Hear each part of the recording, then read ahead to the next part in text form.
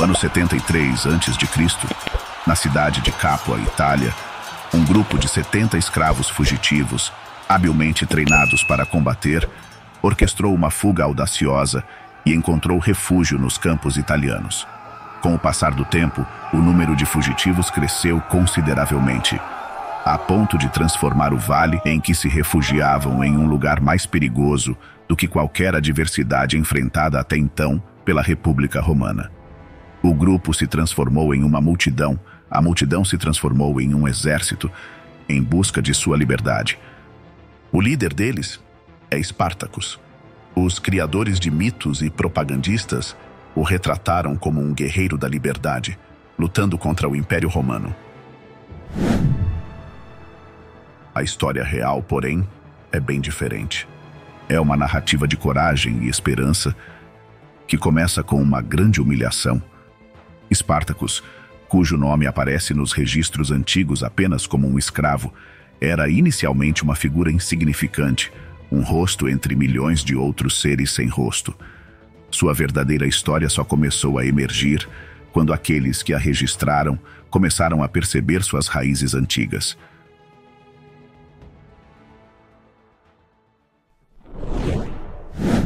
Spartacus, o gladiador que desafiou Roma. Por volta do ano 100 a.C., Spartacus nasceu na Trácia, uma região que hoje pertence à Bulgária, uma área instável próxima ao Império Romano e habitada por tribos em constante conflito. Contrariando o mito popular, Spartacus não nasceu como um escravo, mas sim como um homem livre. No entanto, sua liberdade foi abruptamente retirada quando, por razões não especificadas, ele se tornou um soldado romano. Na verdade, ele se alistou no exército por razões práticas, aproveitando uma oportunidade que lhe oferecia uma vida melhor. No entanto, quando recebeu a ordem de marchar contra seu próprio povo, Spartacus se recusou veementemente, declarando: não vou fazer isso. Essa insubordinação levou à sua captura e subsequente venda como escravo.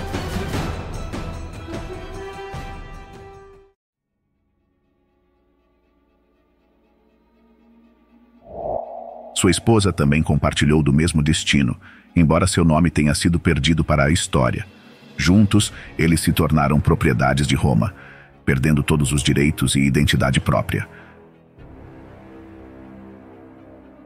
Spartacus e muitos outros escravos foram arrastados por milhares de quilômetros de suas terras natais até a Itália, onde se tornaram propriedades de seus senhores romanos.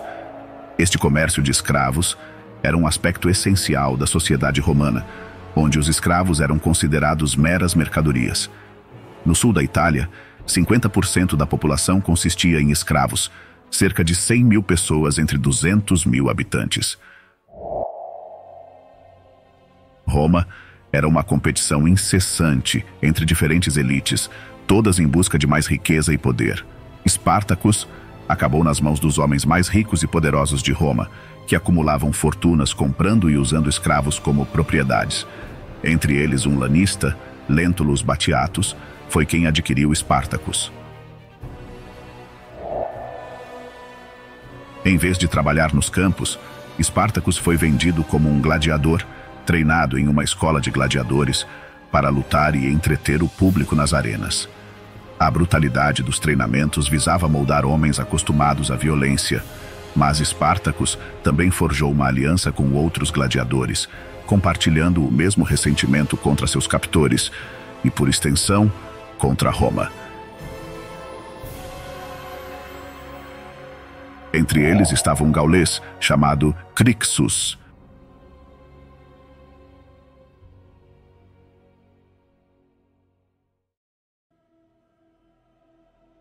Em Capua, onde Spartacus foi treinado, a crueldade era notória.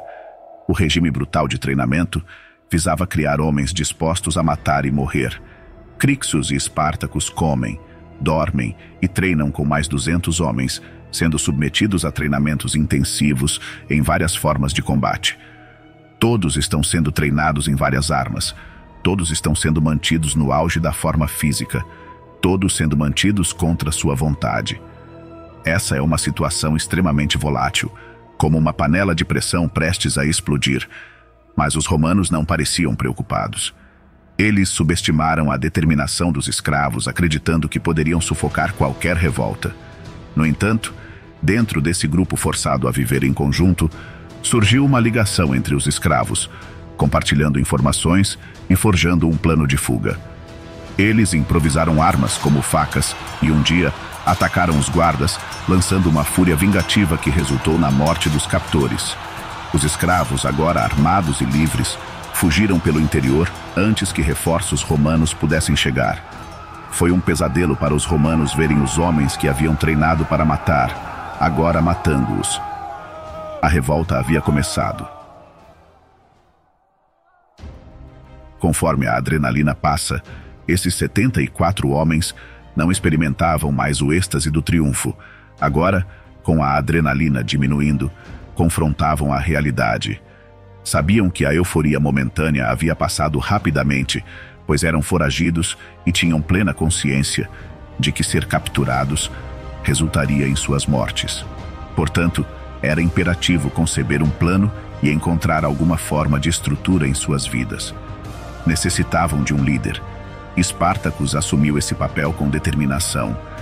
Espartacus possuía características de liderança. Os homens paravam para ouvir quando Espartacus se dirigia a eles. Seu carisma pessoal, aliado à visão que tinha para os primeiros dias após a fuga, fazia com que os outros o seguissem. Além disso, parecia ter uma visão clara e uma ideia sólida de como sobreviver naquelas circunstâncias. Era essencial encontrar comida e água enquanto viajavam pelo interior do sul da Itália, roubando conforme prosseguem. Spartacus também tinha um plano para se organizarem em uma unidade coesa, preparando-se para o futuro. Então fugiram para as encostas desabitadas do Vesúvio, um vulcão inativo, onde planejavam estabelecer uma base em um território remoto para se defenderem quando Roma reagisse. Enquanto isso, a notícia da fuga chegava à cidade. Os senadores tomaram conhecimento do ocorrido. Eles sabiam que precisavam agir, mas não viam aquilo como uma crise de proporções nacionais. Para eles, era uma questão local, uma ação da polícia, algo que podia esperar. A revolta de 74 escravos não representava, em sua opinião, uma ameaça séria, muito menos uma que demandasse a atenção da elite romana, focada em seus próprios interesses. Roma se considerava o centro do universo, totalmente invencível.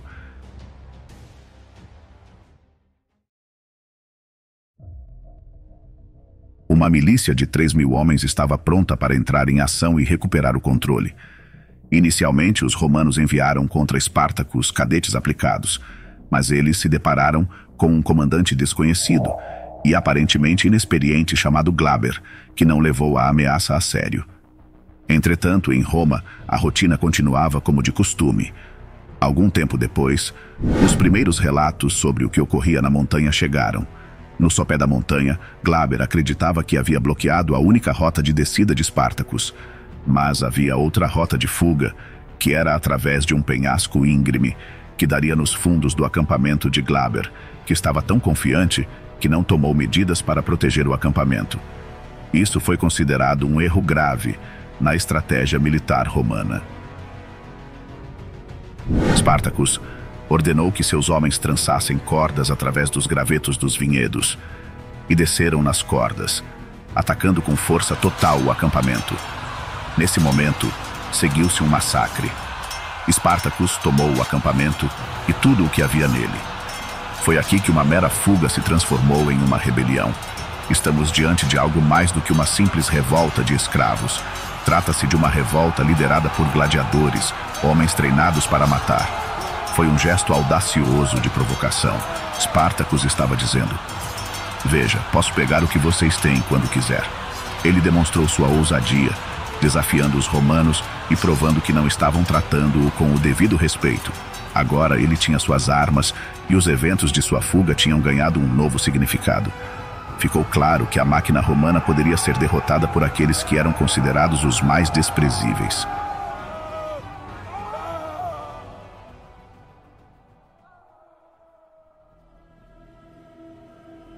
A notícia se espalhou, provocando uma reação entre os escravos do sul da Itália.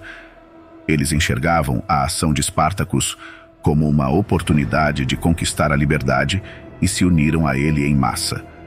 A maioria deles era composta por trabalhadores que nunca tinham participado de batalhas, mas estavam dispostos a seguir Espartacus, acreditando que ele poderia liderá-los para a liberdade. Espartacus agora tinha a responsabilidade de comandar esse diversificado grupo de homens, com diferentes origens e línguas, incluindo gregos, alemães e escravos de todas as partes onde os exércitos romanos tinham lutado. Espartacus teve que confrontar a dura realidade de que eles estavam fugindo e decidiu que precisavam permanecer unidos, disciplinados e estabelecer um acampamento para conseguir o que precisavam. Sabia que, em uma batalha aberta, Roma os derrotaria facilmente. Para desafiar uma superpotência global, ele teria que adotar uma estratégia de guerrilha.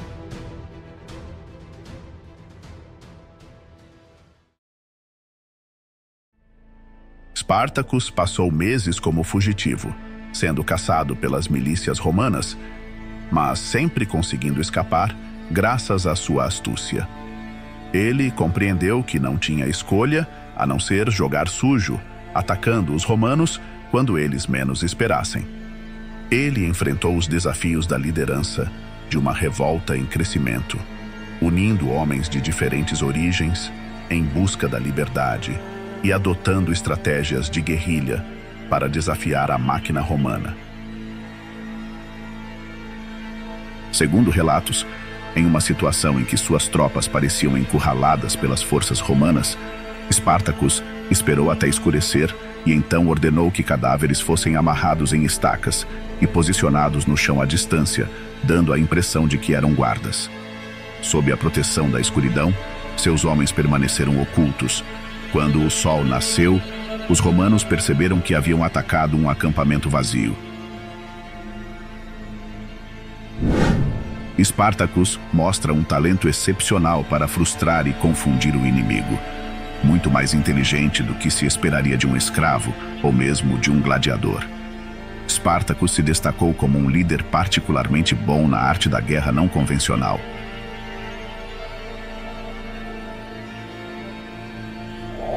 O mito de Espartacus retrata um escravo que emergiu do anonimato, mas a verdade é que ele compreende profundamente suas habilidades, porque foi um soldado romano e entendia a maquinaria militar romana com sua abordagem distinta de combate. Espartacus fez parte dessa máquina e compreendia tanto suas forças quanto suas fraquezas. Além disso, ele conseguia penetrar na mentalidade dos soldados romanos, compreendendo suas táticas e como usar isso contra eles.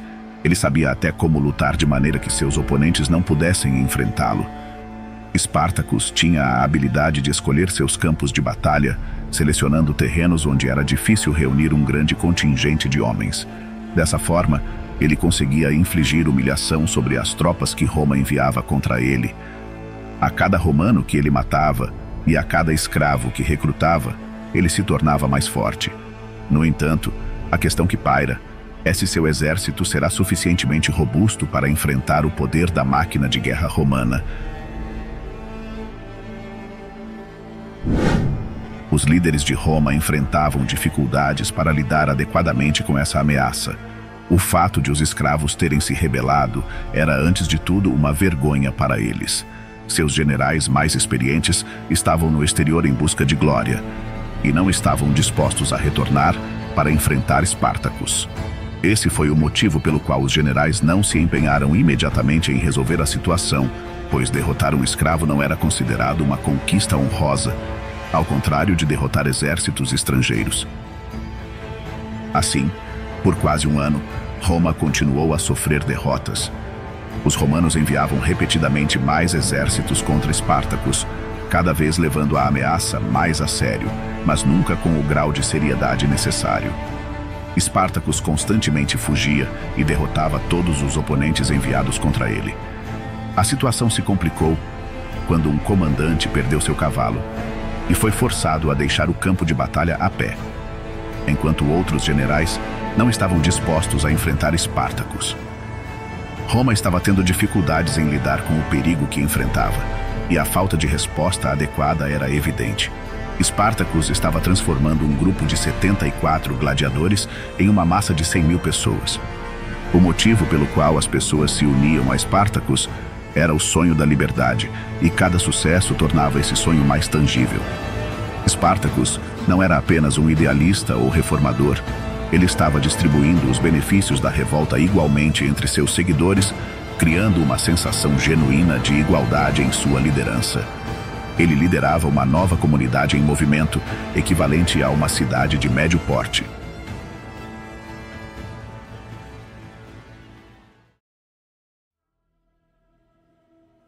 À medida que seu exército crescia, os desafios aumentavam, e Espartacus precisava se adaptar para mantê-lo unido e vivo.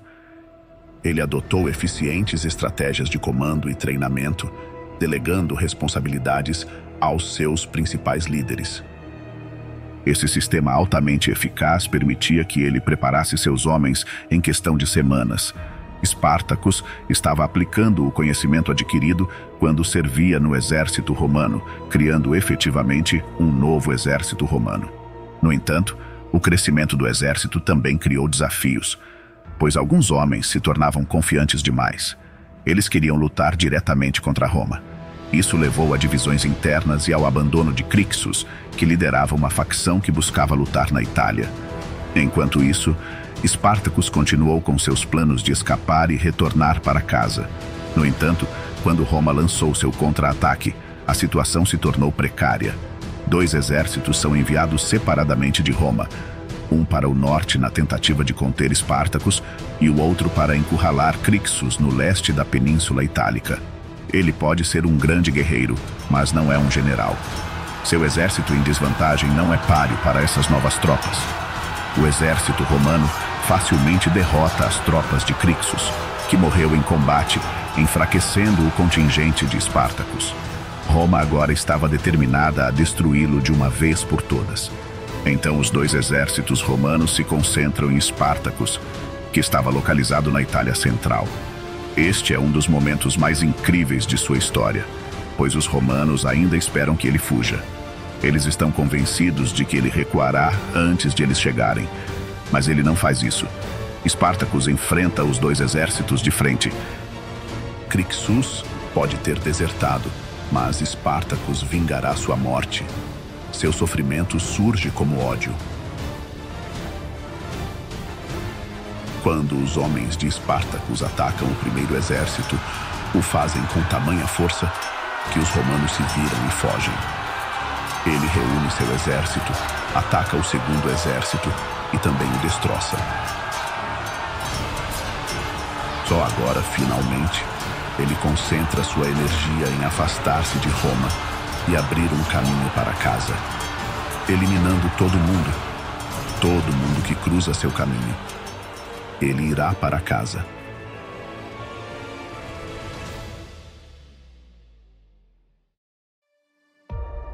Depois de semanas de luta e centenas de quilômetros de marcha, Espartacus lidera seu exército de escravos, que agora chega a 70.000 pessoas, até os montes dos Alpes. Eles ficam na fronteira do Império Romano, quase fora de alcance. Esse era o objetivo desde o início. A separação de Crixus, as mortes, os meses de sofrimento, tudo leva a este momento, quando ele pode deixar Roma para trás. Ele está determinado a voltar para casa e apenas os Alpes cobertos de neve estão entre ele e a liberdade. Mesmo assim, um grande exército ainda pode impedir sua fuga. Seu próprio exército. Em algum momento, Espartacus tenta persuadir seu povo de que a liberdade estava logo atrás das montanhas, mas após viajar tão longe ao norte, seus homens não queriam dar esse passo final. Entre partir para o norte primitivo e frio e ficar saqueando as ricas terras romanas, eles optam por ficar. Espartacus não queria deixar seu exército para trás e eles confiavam nele para liderar. Ele sabia que a divisão significaria o desastre, como aconteceu quando Crixus partiu e foi morto com seus homens. Os escravos precisavam permanecer unidos e Espartacus não estava disposto a abandonar seu papel como líder. Ele estava cansado da situação, mas sabia que a unidade era essencial. No entanto, eles desperdiçaram a chance de escapar e agora estão em rota de colisão com seus antigos donos. Spartacus só pode liderar seus homens para o sul, em direção a Roma. Seu exército está exausto, mas endurecido pela batalha e confiante em sua capacidade de vencer. Eles podem usar sua força para lutar, matar e desafiar todos os que se interpuserem em seu caminho. Mas as intenções dos escravos ainda são desconhecidas para Roma. Quando a notícia de que eles estão indo para o sul chega à maior cidade do mundo, o pânico se espalha. E o homem mais rico de Roma, Marcus Licinius Crassus, vê uma oportunidade. Ele sabe que aquele que salvar Roma terá poder, honra e status. Crassus não poderia ser mais diferente de Spartacus. Enquanto Spartacus demonstra compaixão e liderança genuína, Crassus é visto como um aristocrata incrivelmente rico e um valentão. Ele é conhecido como o homem mais intimidador e poderoso de Roma. O Senado lhe concede 4 legiões e ele paga por mais 6, formando um exército de cerca de 60.000 soldados treinados para enfrentar Spartacus.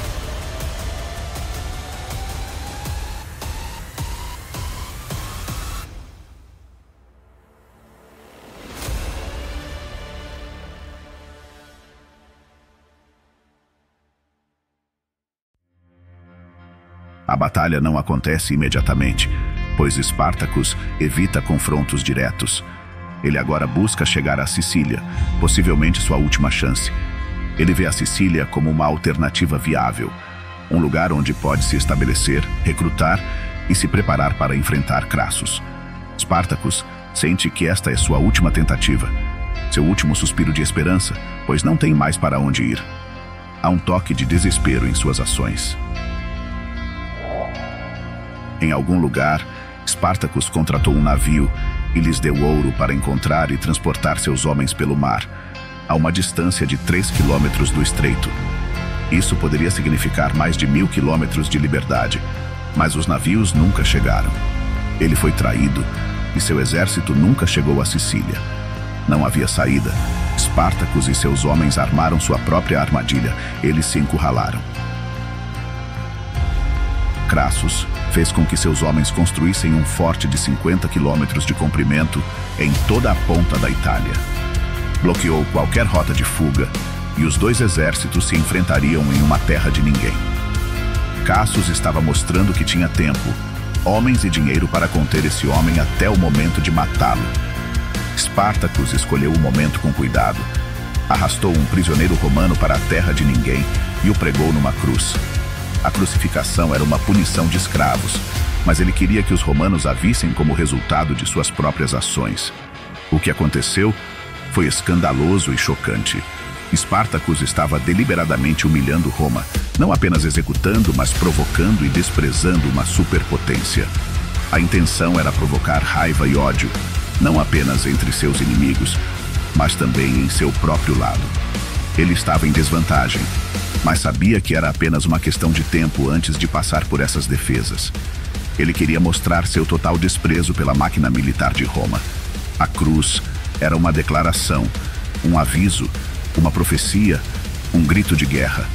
Spartacus estava incitando seus seguidores a lutar por suas vidas e dignidade, sabendo que tudo acabaria se ele morresse.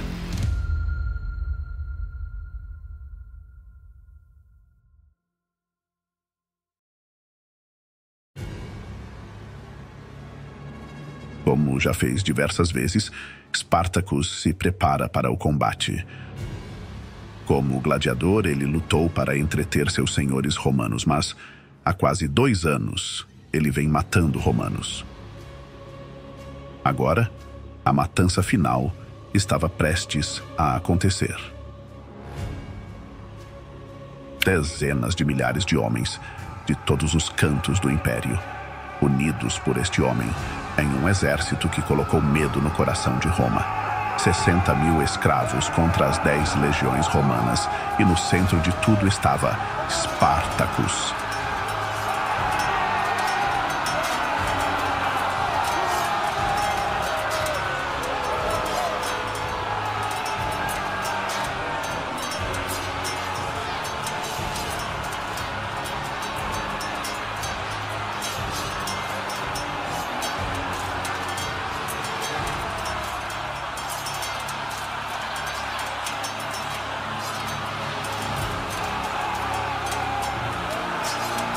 Ao avistar Crassus, Espartacus parte em sua direção. Exausto da batalha, Espartacus tenta atacar Crassus, que estava montado a cavalo. Mesmo ferido, ainda consegue matar 2 centuriões que protegiam Crassus. Antes de ser detido.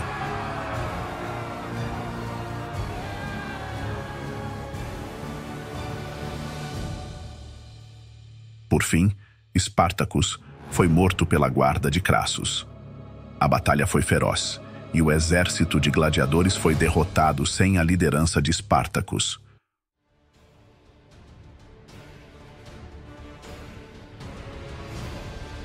O corpo de Espartacus nunca foi encontrado. Quando a batalha terminou, haviam mortos demais para serem contados. Dezenas de milhares de escravos foram mortos. Mas para Crassus não é o bastante.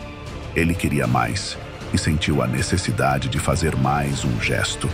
Ele crucificou 6.000 escravos na estrada mais importante de Roma, a Via Ápia, tentando criar sua própria lenda e garantir seu lugar na história. E nisso, ele fracassa. Espartacus foi uma lenda, e mesmo que Crassus tenha vencido a batalha, Espartacus venceu a guerra de certa forma. Seu nome permaneceu, e seu legado inspirou as pessoas a lutar por seus direitos e liberdade. Espartacus foi um grande líder de seu tempo e de todos os tempos, e hoje, mais do que nunca, aplaudimos suas ações e seu objetivo.